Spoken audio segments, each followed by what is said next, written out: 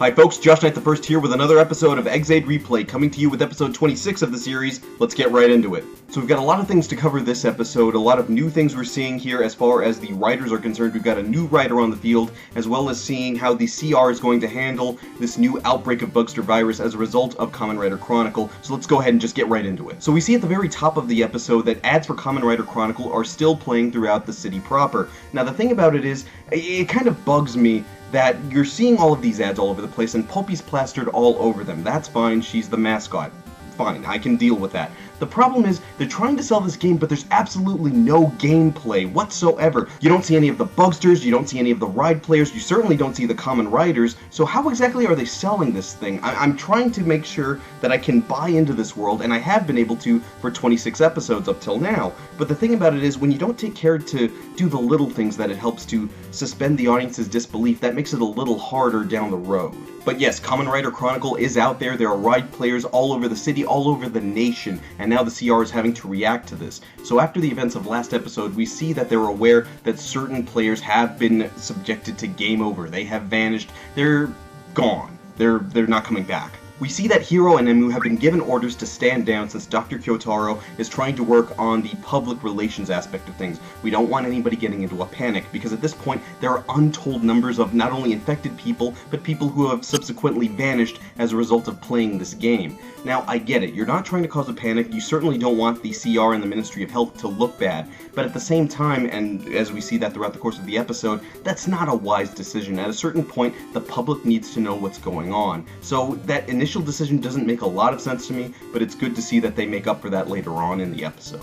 Now here's the other thing about Kamen Rider Chronicle I don't quite get as of yet. As we see, there's still plenty of people playing the game trying to beat the Bugsters, but it's that same argument that I was making last week. I don't see a single person making a dent in these monsters whatsoever. The Bugsters still have the upper hand no matter what. So at that point, why would anybody want to keep playing the game? And by this point, somebody else must have seen someone hit game over. So if that hasn't been seen yet, one, I find that hard to believe, and two, if somebody has seen that, why hasn't that been reported and why don't more people know about it? That's just a little odd. But all that aside, one of the biggest draws for this episode is the introduction of Kamen Rider Poppy, which is going to be Poppy People Popo's rider form here in the show. Now we do see her transformation there, and something in the jingle sounds a little bit familiar. Maybe that's just me, but I heard something in there. Point being, her transformation looks about what you figure it would be. It's all smiles and bright colors and hearts, but as far as the theming goes, she's a rhythm-based character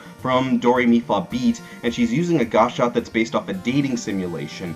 But those two things don't really come together in terms of what she's doing there on the field. None of her attacks are based on rhythm, none of her attacks are based on love. That'd be a weird one to see in and of itself. So I'm wondering what exactly they were thinking when they decided to include her here as a writer. Now that's not to say I don't like her as a writer.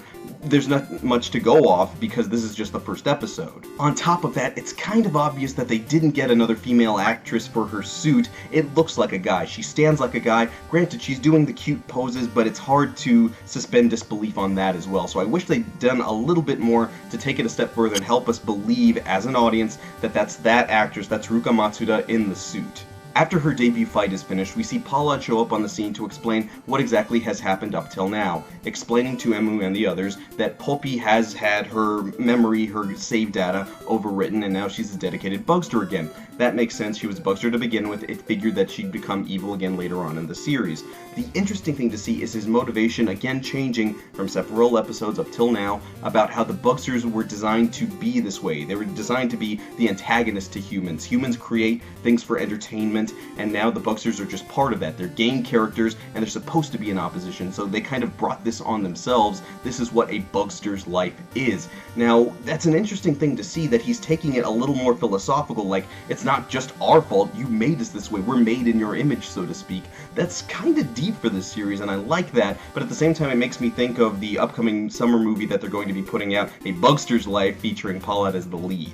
All joking aside, it's a very good place to be as far as the story is concerned. We've got a character here, Paulette, who's giving off this very basic instinct that not only does he need to survive, he needs to show that he's better than the other players around him. That goes for the Kamen Riders and the Ride players as well. But at the the same time, he's becoming more of a leader since we've lost Genmu, we've lost Kuroto-dan, and he's having to bring the other Bugsters around him. Now, it seems that later on in the episode, he's got a plan in place that he wants to get off, but we haven't seen all of it just yet. That's good. You don't want to blow everything up front. And speaking of Bugsters, we've got Graphite here taunting Taiga and Saiba Nico there on the street.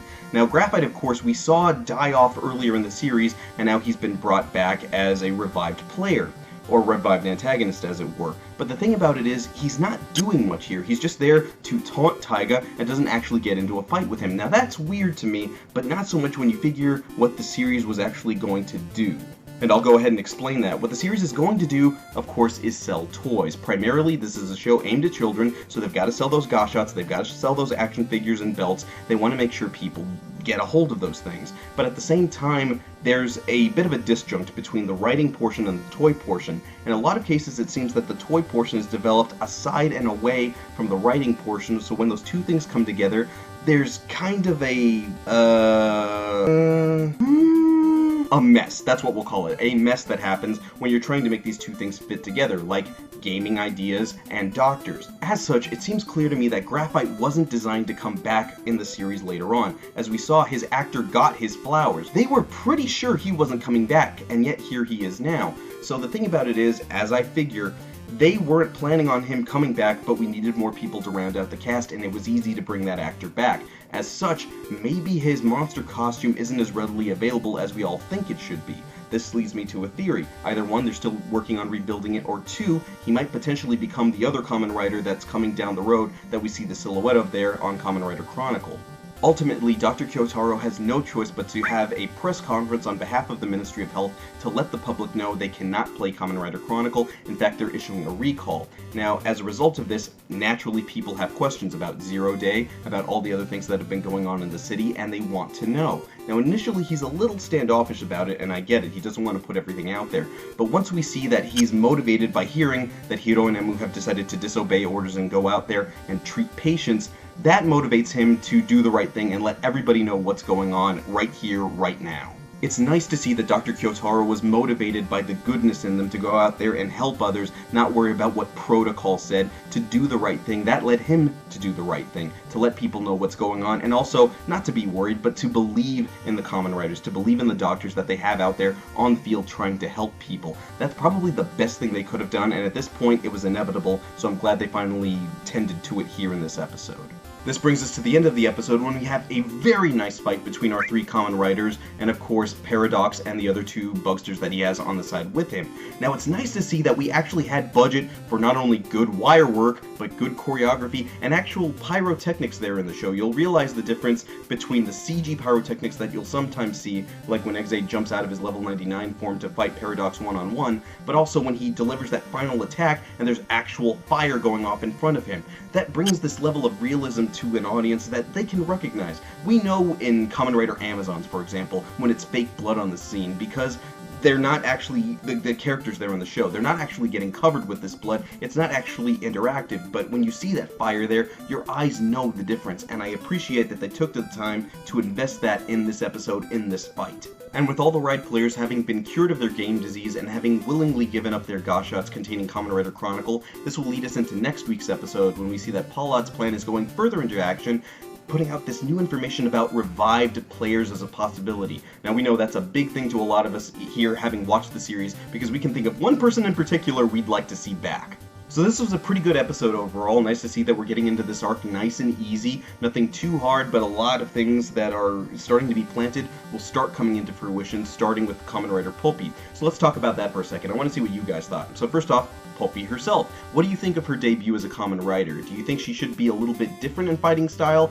And do you think they should have gotten a female actress to portray her in suit? Also, what do you think about Graphite? Do you think they've lost his monster costume, or is there a possibility he could be the rumored Kamen Rider Kronos that we'll see later on in the series? And most importantly, where has Hiro's dad been? He's been gone for several episodes, and then he just shows up for a few seconds, smiles, and then leaves. Like, what's up with that? You guys tell me in the comments below. And of course, during the week, you can always talk to me on social media. Over on Twitter, I'm at JoshKnight1st. This has been episode 26 of Eggzade Replay for episode 26 of the series, Players Who Bet on Survival. I'm JoshKnight1st. I'll see you guys again next week.